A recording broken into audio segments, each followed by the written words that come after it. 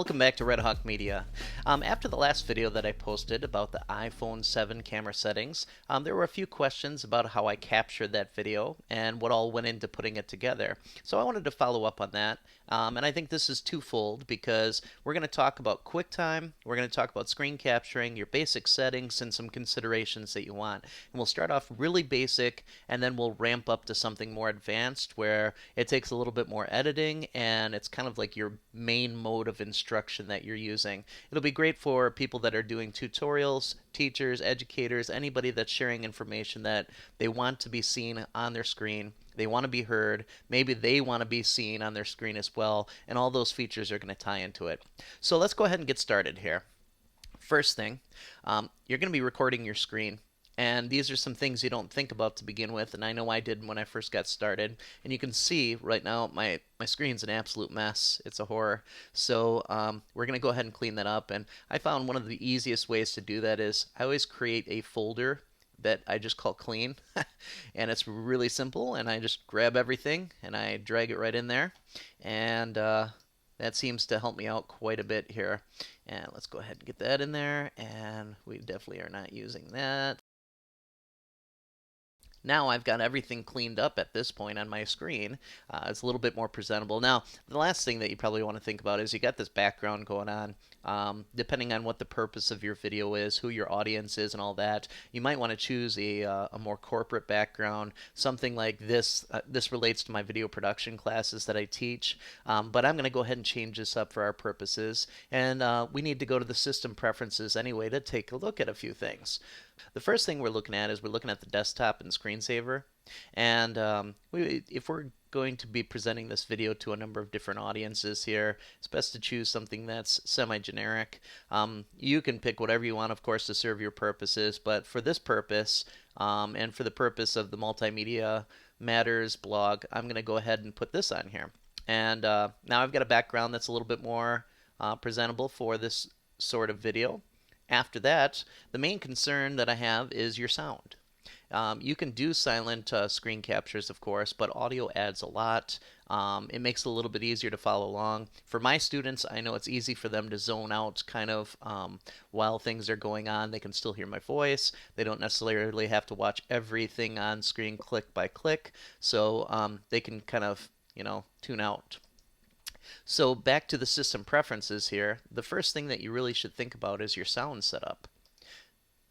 For the sound setup here, I've got a USB mic, which I'll put a picture of that up here. And you can see the USB mic, it's a really simple setup. It's a cheap mic. I think it was like $19.99, something like that. There isn't much to it. It's got a mic, it's got the headset, and it just makes things a lot more clean for actually recording. I started off recording talking to my screen, and it works. It's got a lot of echo to it. It doesn't sound the best, but you can do that. But I've got the USB mic, and then some basic settings here. You've got your input volume going on.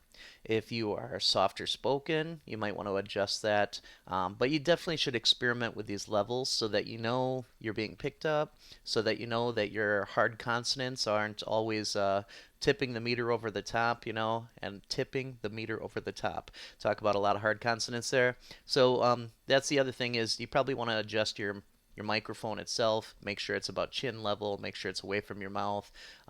Make sure you're not talking directly into it, which is kind of a rookie mistake that people make. Should be kind of talking over the top of it. At any rate here, we've got our sound set up for the input. The output's not going to really matter to begin with because you're not really going to hear anything while you're screencasting. So system preferences are all set up at this point. The next step that we're going to take is we're going to actually open up QuickTime. QuickTime is what we're going to use to actually do the screen capture. And I have QuickTime right on my dock because I use it all the time here. And here's your icon for it. If you don't have QuickTime on the dock, you can go ahead and do a spotlight search. You just go ahead and click on the spotlight and then QuickTime, and that'll bring up your QuickTime Player. Now, I'm already screencasting, so from here, I'm going to go ahead and just put up some still images of what's going on. After you open QuickTime, okay, you're going to have a window that pops up, like so. And this window is looking for you to actually begin a video. and this video, it would play through QuickTime and all that, but that's not our purpose for all this. So you can go ahead and click Done. Now from there, what you're going to do is you're going to go up to File. You're going to drop down the File menu, and you're going to see a plethora of options that are in there. Again, I'm screen recording, so one of them is grayed out, the actual one that I'm using right now. So you've got a new movie recording, you got a new audio recording, and you've got a new screen recording, which is what I'm using. Now, after you click on New Screen Recording here, I'm just going to simulate this for you. You click New Screen Recording, and then you're going to get another pop-up window. Now this little pop-up window is important, and it's kind of misleading because it's like, oh, I'm just going to click the red button and get going here. But really, you should check out some of the settings there to make sure that, again, your audio is all set up, that you're recording the proper screen size, if you want to show the mouse clicks and all of those things. So let's take a look at a few of those features. First, you've got the little caret thing next to your record button. We're going to go ahead and drop that down. And what you want to do is you want to make sure that you have your input device selected for recording. So for me, it's the USB mic, so I go ahead and select that. And then after that, the only other feature that I really have to worry about is I want to make sure that do I want to show my mouse clicks as I'm going around navigating through certain programs. And sometimes that's really handy so people can see what it is that you're clicking on, draws their attention to your mouse. And in other situations, it doesn't really apply. So whatever your usage of this is, it's up to you. Last thing that happens is we're going to click record. Now when you click record, it's going to give you a start recording. If you click on the screen, it records the entire screen. Otherwise, what you can do is you can actually click and drag and choose an area of the screen that you want to record. So if you have a window open, let's say for instance, I have Photoshop. I'm opening up Photoshop, and I've got this window. Maybe I don't want this window to take up the whole screen here, so I'm going to go ahead and shrink this down. Okay, and maybe I only want to record just this window, which is very handy for, fitting different pieces of video together, layering video on top of each other. If you've got a video editor that allows you to do that, it's very nice for that as well. So now I could go ahead and I could drag, and I'm going to simulate this with a screen capture. You can go ahead and drag over that window, and that's what it's going to record. Okay, so just to show you that, now I'm not using Photoshop. Once I click record, up in the upper right hand part of the screen, it'll zoom in here so you can see what's going on there. In the upper right hand part, you're going to see this button show up. Okay, this indicates that it is recording right now. If I click on it, it's going to stop recording. Now, I go ahead and record whatever it is that I want to record. I found probably the best thing to think about as you're doing all this, and I'll go back to my Photoshop example very quickly here, is if I'm going to use a window, and that window, if I'm recording just that window space, I don't really want to move it around a whole lot, because if I move it this way or that way and I selected that space of the screen, now I'm losing part of that window. Okay, if same thing goes for full screen. If I'm going with the full screen, and these are just some things that I figured out over the long run here to kind of help you out. If I'm going with the full screen, I'm just going to stretch this out like this so that I can still see my apps on the side. Once I get this all set and lined up, usually I do this ahead of time. So anytime I minimize something and then I bring it back, it's automatically the size that I want it to be while I'm screen capturing. And that just makes it a whole lot easier.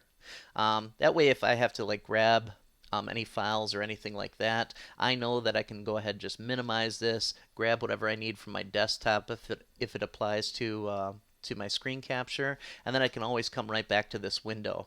Otherwise, if you're taking the window and you're moving it around like this and moving it around like this and like that, and it gets really difficult to follow the instruction or whatever it is that you're doing. Now, another setup, one last thing, and this is starting to get into a little bit more, I guess, advanced options that you can have. You may have noticed that when I want to look at something, let's say we want to look at the toolbar over here, and I want to focus in on the crop tool. I'm zooming in on the crop tool here.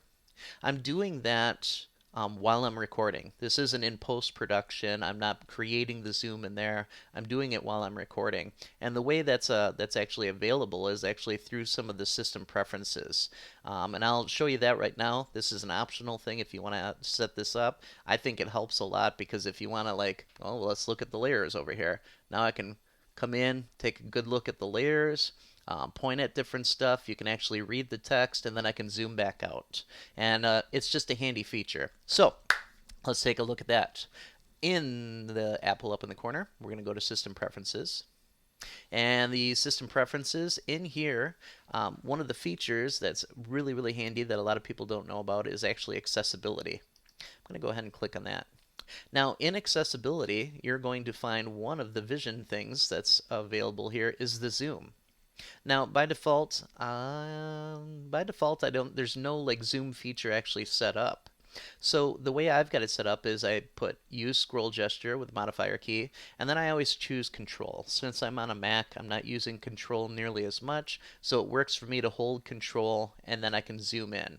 So if I'm holding control, I can use the little mouse wheel here, and I can zoom in to see exactly what it is I need to see. You can choose other buttons, of course, to help you out with this, but this is the most handy one. And this is great for just teaching in general. If you're putting stuff up on a projector, if you got to show stuff in detail, this is a great way to scroll in. If you've got anyone with any kind of vision limitations, and you need to show things a little bit bigger, or they themselves need to access stuff that's a little bit bigger, this is a great feature. So I'm going to go ahead and zoom back out.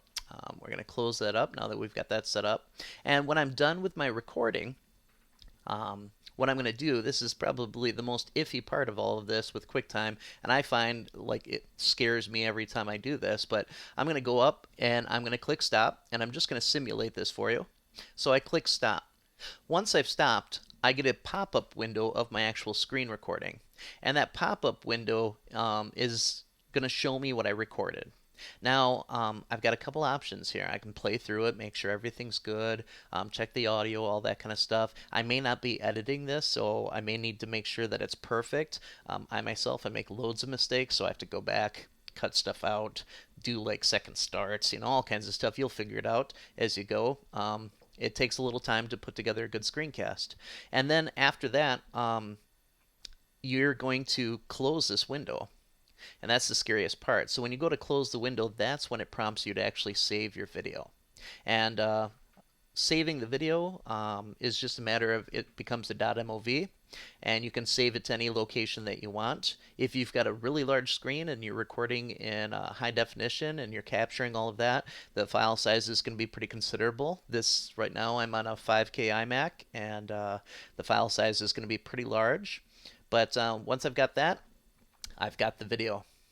This is the end of the first part. In the next part, I'm going to show how to record yourself in addition to screen capture. And that'll allow you to connect to your audience. You'll be able to see them, they'll be able to see you, and that may be a feature that you're interested in. I also will show you how you can take that part then after saving the video, and you can drag the video into an editor like Final Cut Pro, and you can start doing some of the editing there. Just some of the basics. Alright, well thanks for joining us for another episode of Red Hawk Media.